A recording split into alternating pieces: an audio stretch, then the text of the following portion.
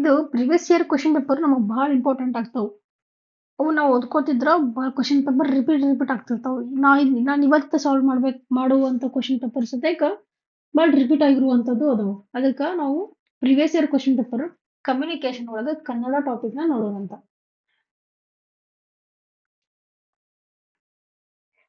ವೀರನೊಬ್ಬನು ಯುದ್ಧದಲ್ಲಿ ಹೋರಾಡಿ ಜಯಶಾಲಿಯಾಗಿ ಬಂದಾಗ ರಾಜನೇ ಅವನ ರಕ್ತಸಿಕ್ತ ಖಡ್ಗವನ್ನು ಎಲ್ಲರೆದುರಿಗೆ ತೊಳೆದು ಸನ್ಮಾನಿಸಿ ನೀಡುವ ದಾನ ಕಲಗಚ್ಚು, ಕಾಳ್ಗಿಚ್ಚು, ಬಾಳ್ಗಚ್ಚು, ಬಲದಚ್ಚು. Right answer ಬಾಳ್ಗಚ್ಚು.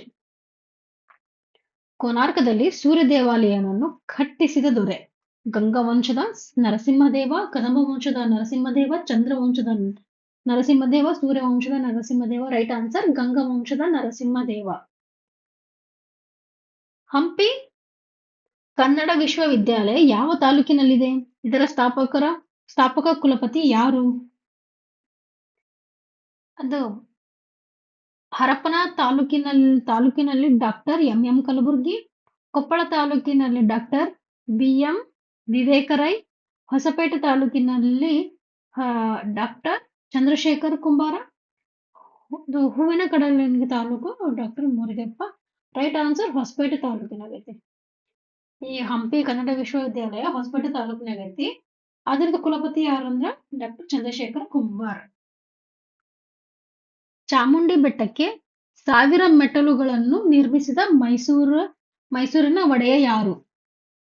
Narasimharaja Wodeyar, Chamaraja Wodeyar, Nalvadi Krishnendra Wodeyar, Devaraja Wodeyar. Right answer Devaraja Wodeyar ಆಗುತ್ತ.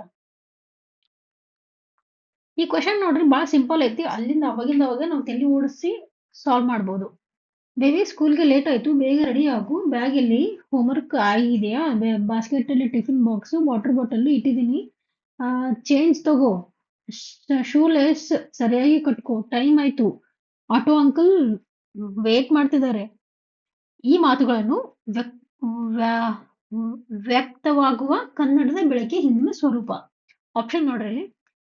ಇಂಗ್ಲಿಷ್ ಬಲ್ಲವರು ಮಾತ್ರ ಈ ಬಗೆಯ ಬೆರಕೆ ಕನ್ನಡವನ್ನು ಬಳಸುತ್ತಾರೆ. ಮತ್ತಾಮೇಲೆ ಕನ್ನಡ ಈ ಇಂಗ್ಲಿಷ್ ಪದಗಳಿಗೆ ಸಮಾನವಾದ ಇಂಗ್ಲಿಷ್ ಪದಗಳಿಲ್ಲ. ಇದು ತಪ್ಪಾಗುತ್ತಾ? ಇದು ಕೇಳಲು ಸುಂದರವಾಗಿದೆ ಎಂಬ ಭಾವನೆಯಿಂದ. ಇದನ್ನು ತಪ್ಪಾಗುತ್ತಾ? ಆಡುವ ಭಾಷೆಯಲ್ಲಿ ಅಪಾರವಾದ ಪ್ರಮಾಣದಲ್ಲಿ ಇಂಗ್ಲಿಷ್ ಸೇರುತ್ತಿದೆ. ಇದು ತಪ್ಪೆಂದು ಗಣಿತವಾಗುತ್ತಿಲ್ಲ. This is the right answer. Next 6ನೇ ಕ್ವಶನ್. ಕನ್ನಡ ದಿಗ್ವಾಚಿ ಯಾವುದು? ಯಗಣ, ಮೂಡಣ, ಡಣಗ, ನಗಣ. ರೈಟ್ ಆನ್ಸರ್ ಮೂಡಣ. ಇಲ್ಲೇನೋ ದಿಕ್ತಟ ಎಂಬ ಸಂಸ್ಕೃತ ಶಬ್ದದಲ್ಲಿ ಕನ್ನಡ ರೂಪ ಯಾವ್ದನ್ನು ಕೇಳಾರ? ತಂಗಣ, ನದಿದಡ, ದಿಗುತಟ, ತಟ, ವಟ. ಆನ್ಸರು ದಿಗುತಟ.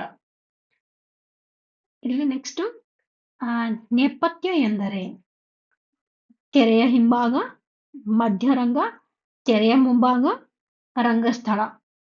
ಇಲ್ಲಿ ನಪಥ್ಯ ಎಂದರೆ ತೆರೆಯ ಹಿಂಭಾಗ ಅಂತ ಕರೆಕ್ಟ್ ಆಗುತ್ತೆ. ಸ್ವರಗಳ ಮುಂದೆ ಸ್ವರ ಬಂದರು ಸಂಧಿಯಾಗುತ್ತಿರುವುದು ಯಾವುದು ಅಂತಂದ್ರ ಪ್ರಕೃತಿ ಭಾವ, ಸಾರಾಂಶ ಭಾವ, ಲೋಭ ಭಾವ, ಸ್ವರ ಭಾವ. ರೈಟ್ ಆನ್ಸರ್ ಪ್ರಕೃತಿ ಭಾವ ಆಗುತ್ತೆ. ಇಲ್ಲಿ ನೆಕ್ಸ್ಟ್ ಕ್ವಶನ್ ನೋಡ್ರಿ. ರಚಕ ಎಂಬ ಪದ ರಚಕವಾಗಿ ಪರಿವರ್ತನೆಗೊಂಡಿರುವುದು ಬೆಂಗಾಲಿಯಿಂದ, ಹಿಂದಿಯಿಂದ, ಉರ್ದುವಿನಿಂದ, ಮರಾಠಿಯಿಂದ. ರೈಟ್ ಆನ್ಸರ್ ಮರಾಠಿಯಿಂದ. 11ನೇ ಕ್ವಶನ್. ಅಬ್ಧಿ ಬಿಡಿಸಿ ಬರೆದಾಗ ಅಬ್ ಪ್ಲಸ್ ದಿ, ಅಪ್ ಪ್ಲಸ್ ದಿ, ಅಬು ಪ್ಲಸ್ ದಿ, ಅಬಿ ಪ್ಲಸ್ ದಿ. ಆನ್ಸರ್ ಅಪ್ ಪ್ಲಸ್ ದಿ. Next question. ನಾವು ಮಿಸ್ಟೇಕ್ನ ಐಡೆಂಟಿಫೈ ಮಾಡೋದೈತಿ ಇಲ್ಲಿ. ನಕ್ಷತ್ರಿಕನು ಹರಿಶ್ಚಂದ್ರನಿಗೆ ಹೆಜ್ಜೆಗೂ ಪೀಡಿಸುತ್ತಿದ್ದನು. ಈ ಕೆಳಗಿನ ವಾಕ್ಯಗಳಲ್ಲಿ ಕಾಗುಣಿತದ ತಪ್ಪುಗಳಿಲ್ಲದ ವಾಕ್ಯ ಯಾವುದು? ನಕ್ಷತ್ರಿಕನು ಹರಿಶ್ಚಂದ್ರನಿಗೆ, ಇಲ್ಲಿ ರಾಂಗ್ ಆಗುತ್ತಾ, ಅದಕ್ಕೆ ಇದು ಎಲಿಮಿನೇಟ್ ಮಾಡೋಣಂತ. ನಕ್ಷತ್ರಿಕನು ಹರಿಶ್ಚಂದ್ರನಿಗೆ ಹೆಜ್ಜೆಗೂ ಪೀಡಿಸುತ್ತಿದ್ದನು. ಇದು ಸ್ವಲ್ಪ ಕರೆಕ್ಟ್ ಐತಿ. ನೆಕ್ಸ್ಟ್ ಆಪ್ಷನ್ ನಕ್ಷತ್ರಿಕನು, ಇಲ್ಲಿ ರಾಂಗ್ ಐತಿ. ಹರಿಶ್ಚಂದ್ರನಿಗೆ ಅಂತ ಗೊತ್ತಾ, ಇದನ್ನು ರಾಂಗ್ ಆಗುತ್ತೆ. ನಕ್ಷತ್ರಿಕನು ಹರಿಶ್ಚಂದ್ರನಿಗೆ ಹೆಜ್ಜೆಗೂ. Right answer is second one. ಸಮಾನಾರ್ಥಕ ಪದ ಕೇಳಾರ. ಕೃಷಿ ಪದ ಸಮಾನಾರ್ಥಕ ಪದ ಯಾವುದು? ಚತಿಪಯ, ಮತಿಪಯ, ಧತಿಪಯ, ಕತಿಪಯ. ರೈಟ್ ಆನ್ಸರ್ ಕತಿಪಯ. ಆಧುನಿಕ ಕನ್ನಡ ವಾಕ್ಯಕ್ಕೆ ಹೊಸ ಪ್ರೇರಣೆಯನ್ನು ನೀಡಿದ ಕೃತಿ. ಗೋವಿಂದ ಪೈಗಳ ಗಿಳಿವಿಂಡು, ಬಿ.ಎಂ. ಶ್ರೀ ಅವರ ಇಂಗ್ಲಿಷ್ ಗೀತೆಗಳು, ಗೋಪಾಲಕೃಷ್ಣ ಅಡಿಗರ ಚಂಡೆಮದ್ದಳೆ, ಕುವೆಂಪು ಅವರ Pakshikashi. Right answer second one, B M. Shri ಅವರ ಇಂಗ್ಲಿಷ್ ಗೀತೆಗಳು. ಉಭಯ ಪದಗಳ ಅಥವಾ ಸರ್ವ ಪದಗಳ ಅರ್ಥ ಪ್ರಧಾನವಾದ ಸಮಾಸ. ದ್ವಂದ್ವ ಸಮಾಸ, ಕರ್ಮಧಾರಯ ಸಮಾಸ, ದ್ವಿಗು ಸಮಾಸ, ತತ್ಪುರುಷ ಸಮಾಸ. ರೈಟ್ ಆನ್ಸರ್ ದ್ವಂದ್ವ ಸಮಾಸ. ನಾನು ಪೊರಕೆಯಿಂದ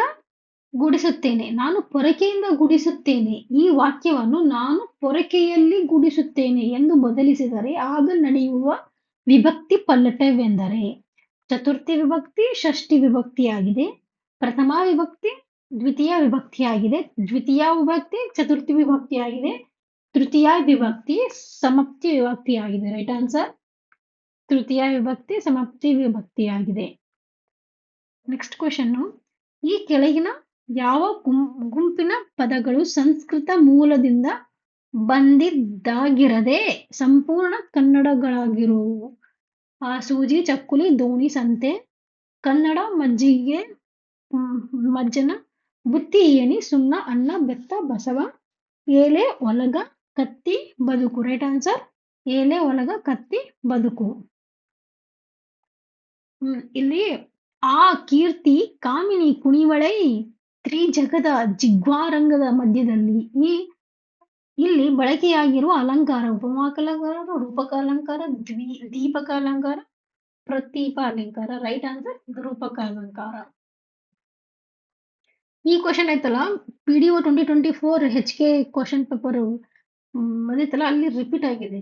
this is example where the questions are repeating. That's why PYQ ಭಾಳ ಇಂಪಾರ್ಟೆಂಟ್ ಆಗ್ತಾವೆ. PYQ ನಾವು ಭಾಳ ನೋಡ್ಕೋಬೇಕಾಗುತ್ತಾವ. ನೋಡ್ರಿ, ಸಾನೆಟ್ ಎಂಬುದು ಇಂಗ್ಲಿಷ್ನ ಕಾವ್ಯ ಪ್ರಕಾರ.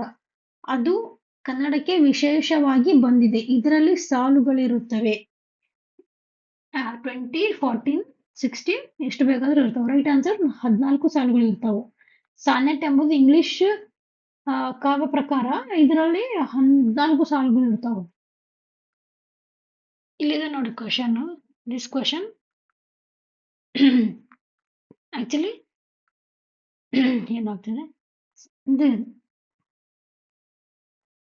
ಸಾನೆಟ್ ಕವಿ ಬಗ್ಗೆ. ಅಲ್ಲಿ ಸಾನೆಟ್ ಅಂದ್ರೆ 14 ಪದಗಳು.